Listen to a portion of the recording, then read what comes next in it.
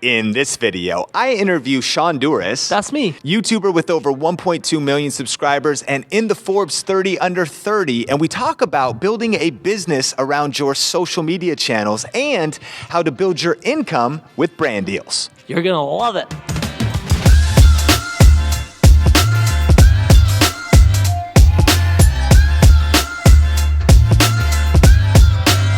Need help with the tech side of creating content? Our friends at Kingston Technology are posting new videos on YouTube regularly covering cameras, computers, and live streaming hacks. Personally, I love their photography tips series, not just for leveling up my Instagram game, but the tips also apply to making better videos. So if you want to check out that series and Kingston's channel, check out a link in the YouTube description below. Hey, what's up guys? Sean here with Video Influencers. Help you build your influence, income, and impact with online video. And I'm here at Social Media Marketing World with Sean McBride, AKA Shonduras. How's it going? What's up, everyone? My name's Sean as well, but Duras at the end. Sean, and we're Duras. pumped to be Durasing today and talking about really how to build your influence and income with brand deals, but also just a lot of how you can stack your experiences in your life and add them all together as you go. And so let's kind of start off, like for people that are maybe just meeting you, which is like 2 people, because probably a lot of people watching this already know Hi, you. everyone meeting me. But the full story? I mean, just Like kind of in a nutshell, medium story. What's the medium story of your Medium progression? story. All right, so I love skateboarding, snowboarding, wanted to be a business owner, so I owned my very own snowboard shop. That was cool, but it wasn't really working. Everyone was buying stuff online, so I wanted to start an online business, but I didn't want to sell skateboards and snowboards because I needed a better demographic. So I started selling jewelry online using Facebook, learned the power of social media, took that knowledge of the jewelry boutique, which actually did really well. It was a random business that took off, and then used that to get into Snapchat. Was the very first Snapchat influencer, first guy to kind of go viral, I guess, on Snapchat, if that is a thing. And then from there, did a ton of Snapchat brand deals, learned how to monetize Snapchat because there's no AdSense, there's no monetization on Snapchat. So it was working with brands and partners to do that, and then diversified over to YouTube, hit 1 million subs there, and then started doing consulting and I guess brand deal strategy, digital strategy, that kind of stuff. That's awesome, man. It's a really cool story. And before we even get into like tactics, what advice would you give to creators to maybe think about the different things they've done? Because it's so interesting. Would you say that all of these different seasons and businesses have really helped you learn what you did today? And maybe some people, it means like you've also been in it for a while. Some people like just see you today, but they don't know the depth. Yeah, and everything leads to another thing. I guess biggest advice: take every little opportunity you can and turn it into a big opportunity. Like the skate shop thing was just a little opportunity, but I turned that into something bigger. And then the same with the jewelry boutique and everything. It's like Snapchat led me to YouTube, which led me to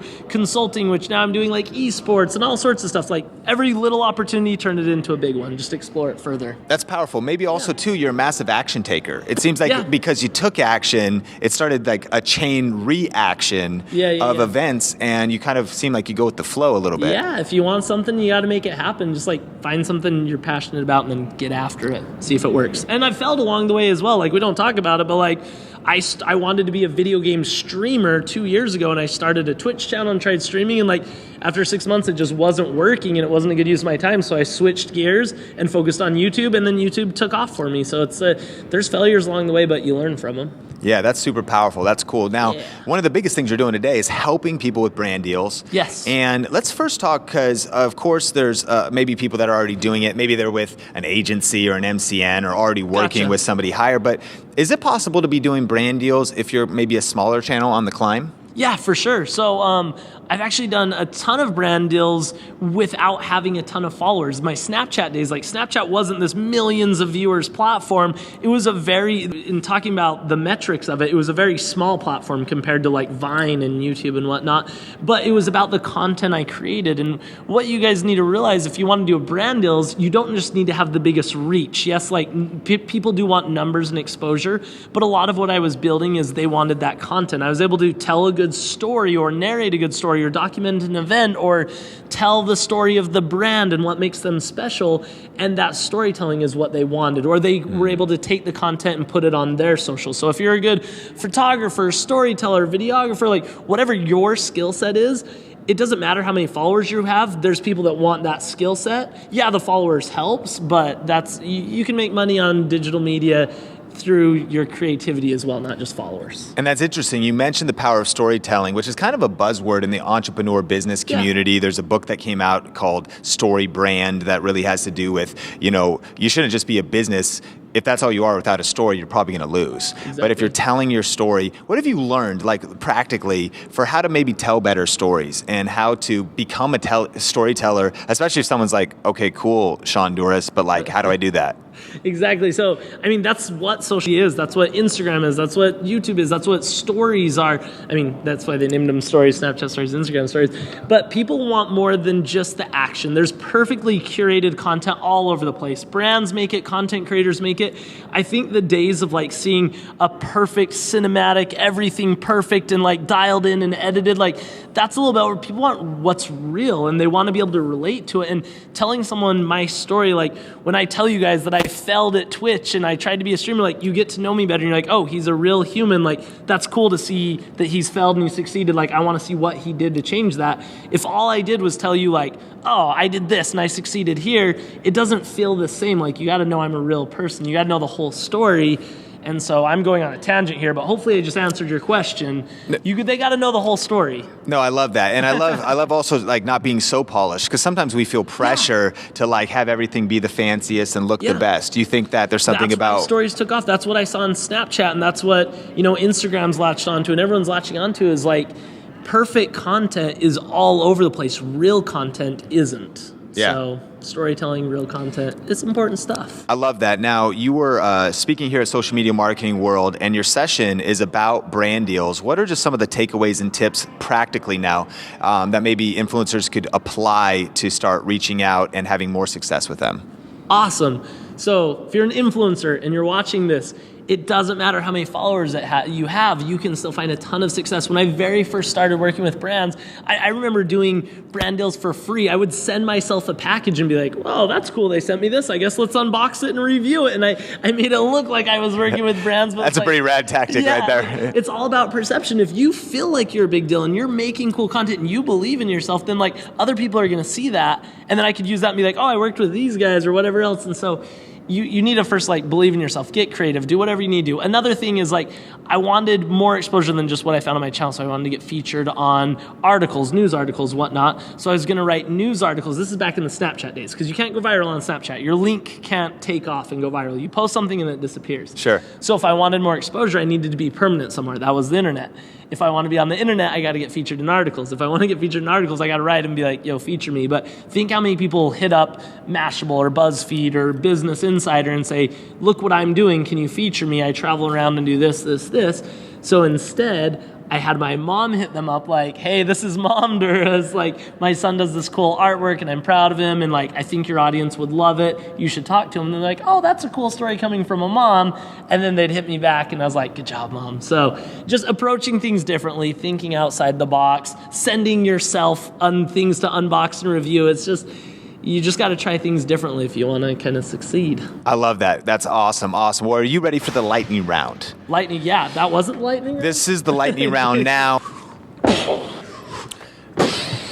Lightning. Are there more lightning. questions? Let's do more. And the lightning round's over. Here we go. Lightning round. 3, 2, 1. Coffee or tea? Neither. I like juice a lot. Cat or dog? Dogs. I have 2 weenie dogs. What are their names? Olive and Koopa. Olive and Koopa. NYC or LA?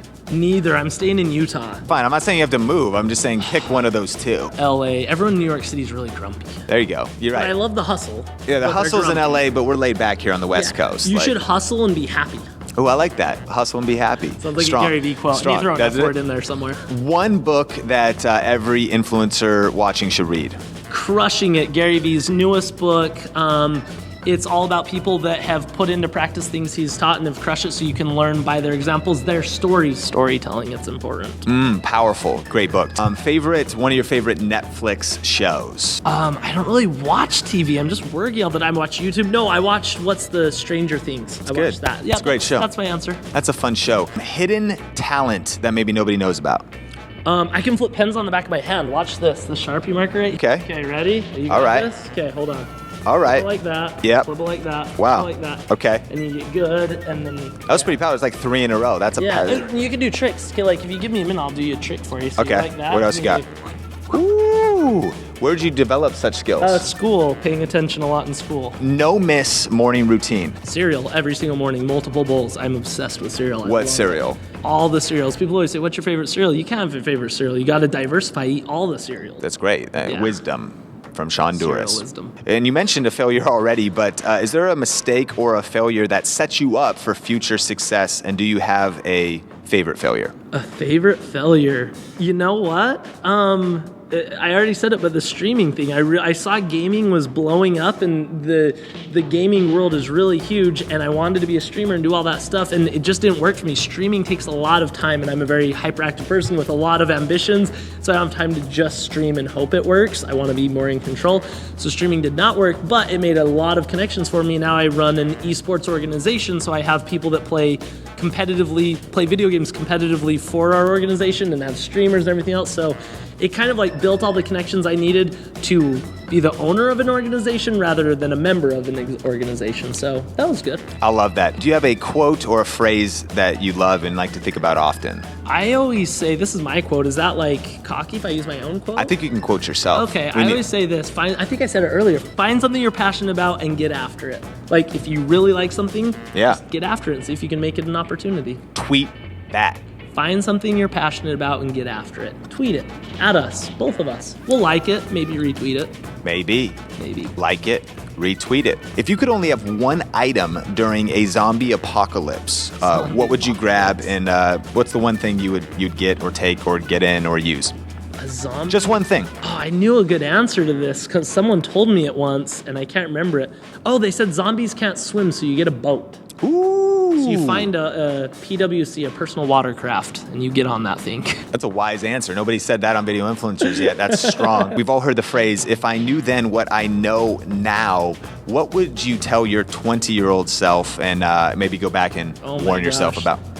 Work harder, hustle more. Like, I spent the first part of my 20s having fun, which was a blast, but like, I wish I would have just like, work can be fun if you're chasing what you love to do. I thought work was like 9 to 5 and then you have fun afterward.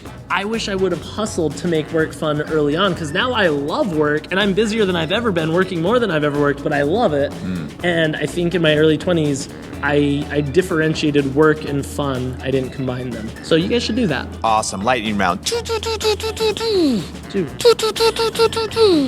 that what we do after every Finally, you're of course putting out content. You got a great YouTube channel, but what are you doing the most right now? What projects do you have? And of course, influencers, we'll post links in the description below. Of course, I would love all the people watching this. We obviously have similar interests, so I would love a follow anywhere, and I'll try and follow you back. Send me a message, say you came from this video, and I will definitely hit you back. But I do YouTube videos every single day that I'm passionate about. My biggest passion project right now, though, is the esports thing. We have Space Station Gaming. It's essentially an organization that has professional esports athletes and streamers, and we support them to chase their dreams, find sponsors for them, they compete, and it's one big happy family. So all my stuff is at Shonduras. It's all the same, so it's easy to find me wherever you want to find me, and we'll be best friends. Last thing, as an entrepreneur, a creative, an influencer, you've been through the ups and downs that we all go through. And, people in this community, we're all trying to build something. Some people are just starting, some people are in the middle, some people are crushing it, but maybe stressed out and dealing with some issues because we all have problems along the way. Can you just share some final words of encouragement for those that, are going after this to keep going and maybe, insights from your experience of getting through hard times? Yeah, I mean, it's always difficult. What you see on the outside isn't always the full story, It's like I'm going around making YouTube videos that are the best day ever. That's what I call my YouTube series. And I try and make every day the best ever, but that's like the challenge is like, it's not always the best day ever. Like things happen and you have to choose to make it the best day ever. So the positivity thing is huge. Whoa, good thing you got that light. Last thing I want to say though is obviously stay positive about everything you're doing, but find every little opportunity you have and try and turn it into a big opportunity. I love it. Well, That's what I'm into. I appreciate that so much. Thank you so much for coming on here, and I just want to acknowledge you for your influence in the space, your energy, all the content you're pumping out, all the value you're adding. Thank you so much. Influencers, thanks for checking out this video, and of course, subscribe if you're not subscribed. If you want to check another video out in our social media series, just click or tap the screen right there. Another video from Video Influencers, click or tap the screen right there. Until next time, we're helping you build your influence, income, and impact with online video. Keep crushing it, and we will talk soon. Bye.